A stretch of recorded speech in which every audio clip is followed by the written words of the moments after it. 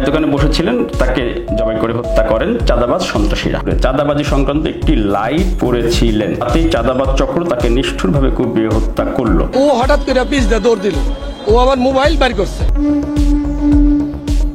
পাথর নিক্ষেপ করা ব্যক্তিকে চিহ্নিত করা গেলেও সে একজন ধর্মান্তরিত মুসলিম। এখন ব্যবসায়িক একটা বিভেদ তৈরি হয়েছে। গতকাল রাতে গোটা দেশ বিক্ষোভে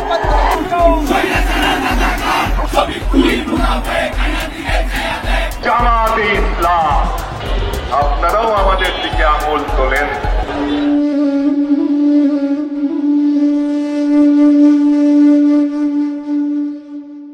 একটি হত্যাকাণ্ড, একটি মৃত্যু, একটি পরিবারের জন্য অপূরণীয় ক্ষতি।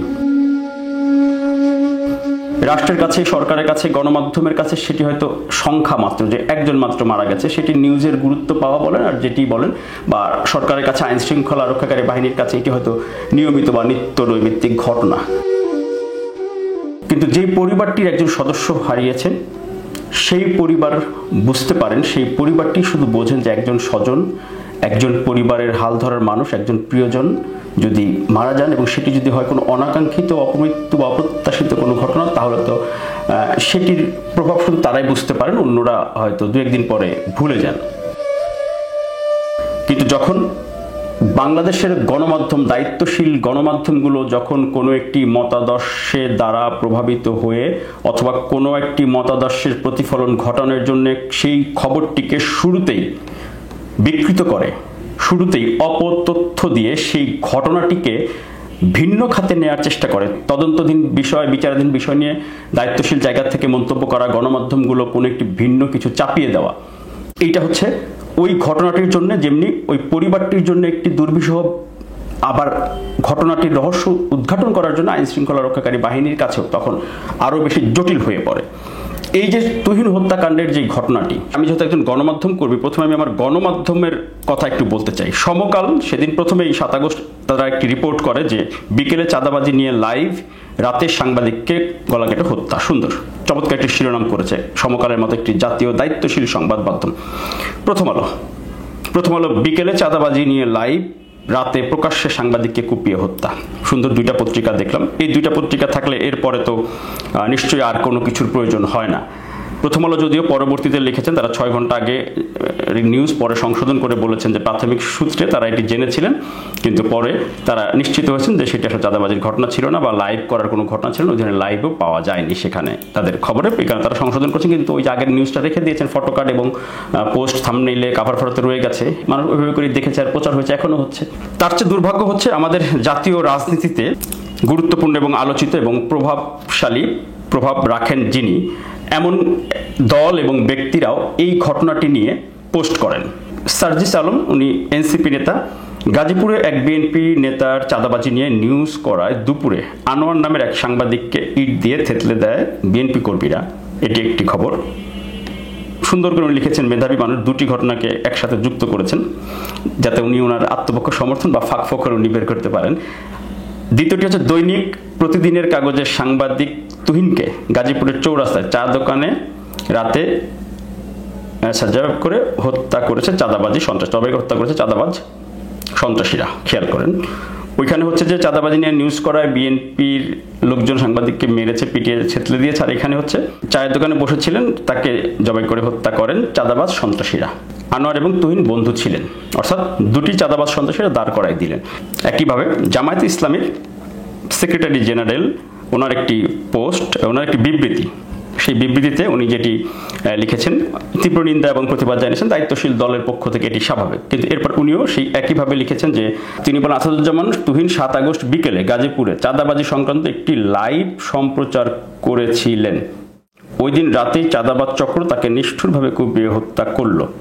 এ থেকে স্পষ্ট বোঝা যায় যে দেশে আইন শৃঙ্খলা পরিস্থিতি চরম অবনতি হয়েছে।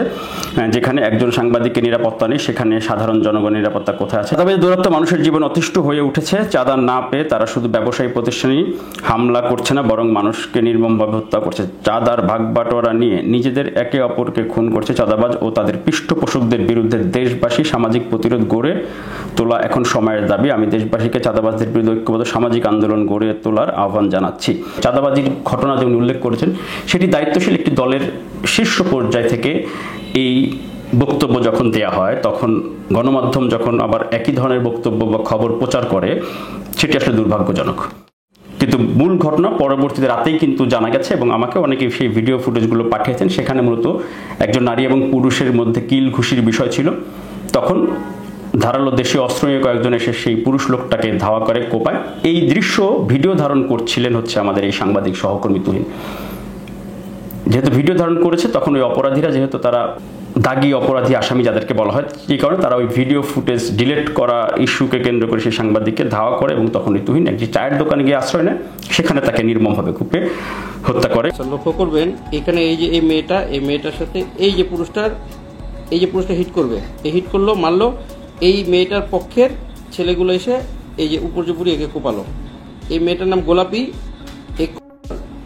এ হচ্ছে এই ছেলেগুলোকে দিয়ে হানি ট্র্যাপ করানোর পর এই ছেলেগুলো দিয়ে, এখন এই অবস্থায় সেই সাংবাদিক এই রাস্তার কোনো একটা জায়গা থেকে তাদের ভিডিওটা তুলে, তখন এরা ওনাকে ভিডিওটা ডিলিট বা না করার অনুরোধ করলে ও যখন শুনে না, এই যে এরকম মনে হয় ভিডিওর জন্য যখন শুনবে না, তখনই এইগুলো যে উত্তেজিত হয়ে ওই লোকটাকে, যে সাংবাদিক, তাকে কোপায়।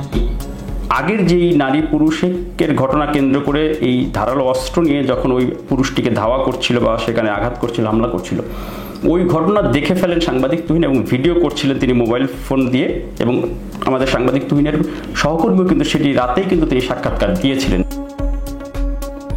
এই জায়গায় রাস্তার মাথায় ও আর আমি একসাথে আসতেছি, এর মধ্যেই মহিলা আর কয়েকটা ছেলে একজনটা ধাওয়ানি মারছে, সে সাদা শার্ট গায়ে দেওয়া, ধাওয়ানি সে ওই দৌড় দিছে, ওই ধাওয়ানি স্যান্ড বাইর করছে, ওই ছেলেটা তো বাঁচার লাগে দৌড় দিছে, তখন ও আমার কাছেই, ও হঠাৎ করে পিছ দিয়ে দৌড় দিল, ও আমার মোবাইল বাইর করছে, বুঝতে পারছেন?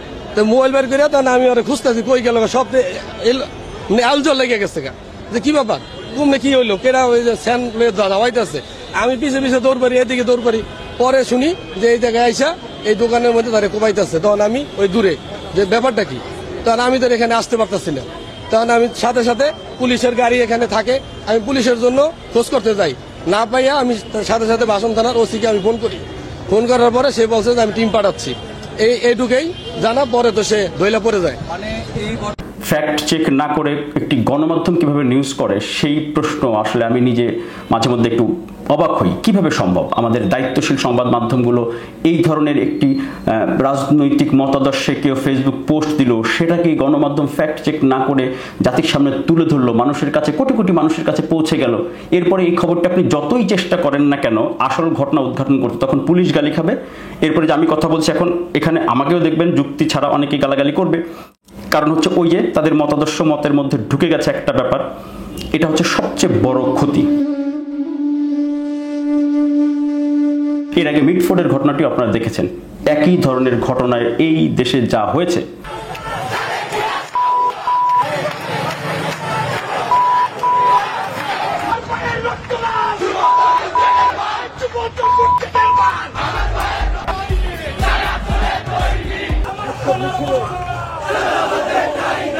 পরবর্তী সেটি রহস্য কিন্তু পুলিশ উদ্ঘাটন করেছে, কিন্তু সেটি কয়জন জানেন? সেই ঘটনার সাথে চাঁদাবাজির কোনো সম্পর্ক নেই। হাঙ্গারি ব্যবসা, অর্থাৎ আপনারা জানেন বিভিন্ন স্ক্র্যাপ জাতীয় মালামাল, ওই এলাকায় এই ব্যবসাটা খুব প্রচলিত।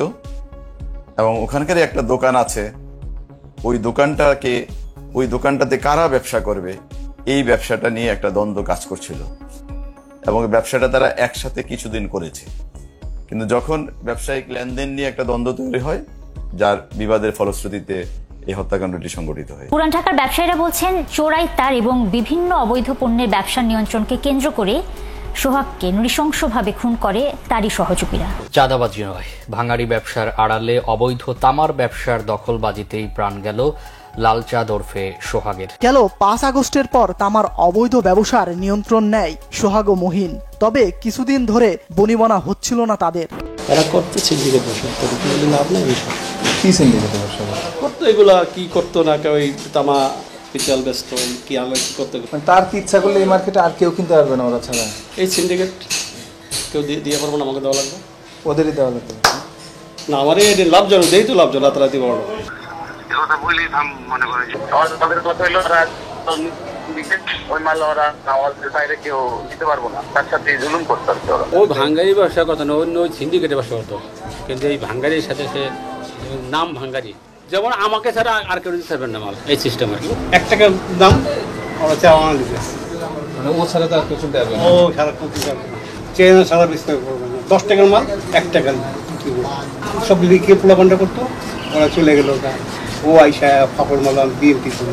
বাইরে থেকে ধর্মান্তরিত মানে ধর্ম পরিবর্তন করা একজন মুসলমান সেই মানুষটাকে দিয়ে সেখানে কি করা আছে, শরিয়া আইন অনুযায়ী পাথর মেরে যেই বিচারের ব্যবস্থাটি আছে সেই ধরনের একটি বিচার তারা দেখিয়ে দিয়েছে। উল্লেখ্য যে ভিকটিম সোহাগকে উপর্যুপরি পাথর নিক্ষেপ করা ব্যক্তিকে চিহ্নিত করা গেলেও সেই সময় তার পরিচয় শনাক্ত করা যায়নি। পরবর্তীতে পুলিশের বিশেষ টিমের সহায়তায় তার পরিচয় নিশ্চিত হয়ে তার অবস্থান চিহ্নিত করে 15 জুলাই তাকে পটুয়াখালী জেলা হতে গ্রেপ্তার করা হয়। প্রাথমিক জিজ্ঞাসাবাদে জানা যায় তার নাম মোহাম্মদ রিজওয়ান উদ্দিন অভি, বাবার নাম মনোরঞ্জন বসু, মাতার নাম বিউটি দেব মিলা এবং সে একজন ধর্মান্তরিত মুসলিম। এই ঘটনায় পাথর নিক্ষেপকারী 2 জন সহ মোট 9 জন আসামিকে গ্রেপ্তার করা হয়েছে। অন্যান্য আসামিদের গ্রেপ্তারের চেষ্টা অব্যাহত আছে। এই হত্যাকাণ্ডের প্রকৃত রহস্য উদ্ঘাটনের জন্য ধৃত আসামিদের রিমান্ডে এনে জিজ্ঞাসাবাদ চলছে। সোহাগের ডিভোর্স হওয়া যে ওয়াইফ, সাবেক ওয়াইফ যে ডেকে এনে তাকে মামলার বাদী করতে চেয়েছিল, কিন্তু এর মধ্যে ইন্টারভিউ নিয়ে নেওয়া হয় সেই মহিলা এবং কয়েকজনের। বারবার আমরা দেখছি যে চাঁদাবাজির কথা উঠছে, চাঁদাবাজির সাথে কোনো সম্পৃক্ততা আছে। ব্যবসায়িক দ্বন্দ্ব ছিল। এই যে সোহাগ যে মারা গেছে, আগের রিজিমে ওখানে হাজি সেলিমের সম্ভবত ভাতিজা পিল্লু কমিশনার, আপনারা নাম জানেন, পিল্লু কমিশনারের ছত্রছায়ায় তারা অ্যালুমিনিয়ামের পল্লী বিদ্যুতের তারের ব্যবসা করে। পল্লী বিদ্যুতের তারের ব্যবসাটা কি, পল্লী বিদ্যুতের তার যে চুরি হইতো এই চোরাই তারটা এরা কিনে আবার বিভিন্ন ধরনের যে ফ্যাক্টরি আছে যারা অ্যালুমিনিয়ামের ডেকচি পাতি কড়াই বিক্রি করে তাদের কাছে এরা বিক্রি করত। বিগত 17 বছর ধরে এই কাজ করছে কিন্তু সোহাগ। এই 5 আগস্টের পট পরিবর্তনের ফলে সে আবার তার ভোল পাল্টায়া এদিকে আসছে। এইখানে আরেকটা গ্রুপ এই ব্যবসার সাথে জড়াই গেছে, ওই তখন ব্যবসায়িক একটা বিভেদ তৈরি হয়েছে দুইজনের মধ্যে, এবং এরা আগে থেকেই পূর্ব পরিচিত। দায় চাপালো কার কাছে, কার উপরে? মারা গেল বিএনপি কর্মী, আর সেখানে কারা এটিকে আমার ভাই মরল কেন তারেক রহমান জবাব চাই, কারা এটি বললেন? তারপরে কি হলো? যত বাজে ভাষায় গালিগালাজ সব আছে।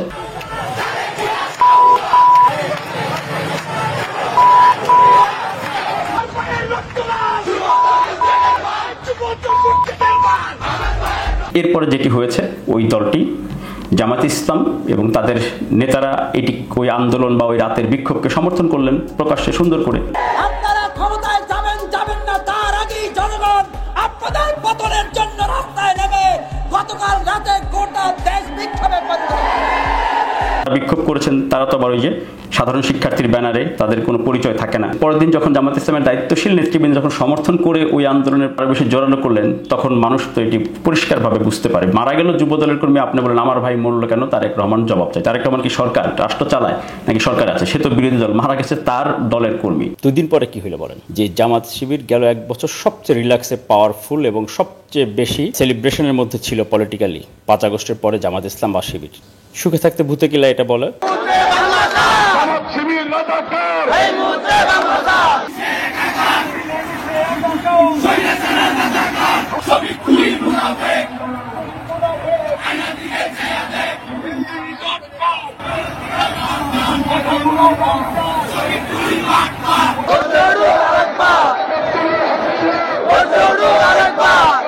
শহীদের রক্তের প্রতি তারেক রহমানের কমিটমেন্ট, শহীদের রক্তের প্রতি আমাদের কমিটমেন্ট অনেকে দুর্বলতা হিসাবে দেখছেন।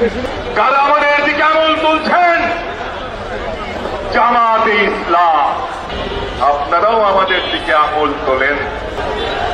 এদেশকে ভুলে গেছে। এদেশের হানাদার বাহিনী কিন্তু মুক্তিযোদ্ধাদের চিন্ত না। আপনারা হানাদার বাহিনীকে বাহিনীদের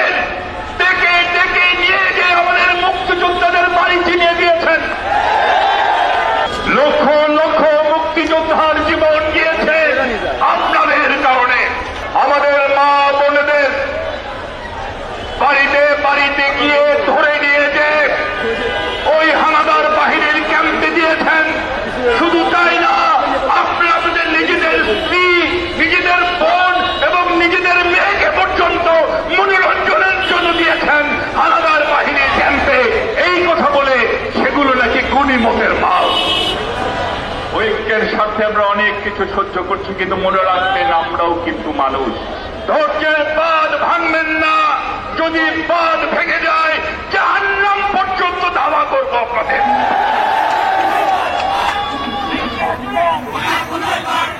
বাজে বাজে স্লোগান দিয়ে উত্তপ্ত করে এরপরে তাদের শুনতে হইলো আবার ৭১ রাজাকার, শফিক তুমি মুনাফিক, এটা শুনতে হইলো। অনেকেই বলে রাজাকার এই স্লোগান তো আর এখন চলে না, খায় না।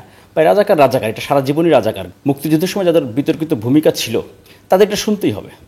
তাহলে কি হইল? আপনি সুখে থাকতে ভূতে কিলাইলো, এরপরে যা হওয়ার তাই হইল। আওয়াজ তুলেছেন তারা এরই মধ্যে তার পাল্টা প্রভাবে এত বেশি প্রভাবিত হয়ে গেছেন যে এরপরে হয়তো চাঁদাবাজি অপবাদ দিয়ে যদি কাউকে প্রশ্নও করা হয় তখন জনগণ হয়তো পাল্টা জবাব দেবে যে এই ধরনের ন্যারেটিভ দাঁড় করিয়ে তোমরা ওই চোর চোর বলতে বলতে নিজেরা ডাকাতি করে ফেলবে, সেই সুযোগ হয়তো জনগণ আর দিবে না। এত বেশি এটি এখন প্রকাশ হয়ে গেছে, এত বেশি এই কৌশল যে অপকৌশল সেটি এখন একেবারে জনগণের কাছে পরিষ্কার হয়ে গেছে। এটি হচ্ছে সবচেয়ে উদ্বেগের বিষয়, এবং এই উদ্বেগ যদি রাষ্ট্র সরকার দায়িত্ব নিয়ে এটি দমন না করে, রাষ্ট্র এখনই ব্যবস্থা না নেয়, তাহলে আসলে পরবর্তী প্রজন্মের কাছে এই সরকার কিন্তু এই জন্য দায়বদ্ধ থাকবে। একসময় কিন্তু মানুষ বলবে যে এটা শুরু তো আপনারাই করেছিলেন। আমরা আশা করি এই ধরনের যে কোনো হত্যাকাণ্ড নিয়ে রাজনৈতিক দল এবং গণমাধ্যম তারা যেন অবশ্যই আরো দায়িত্বশীল হন।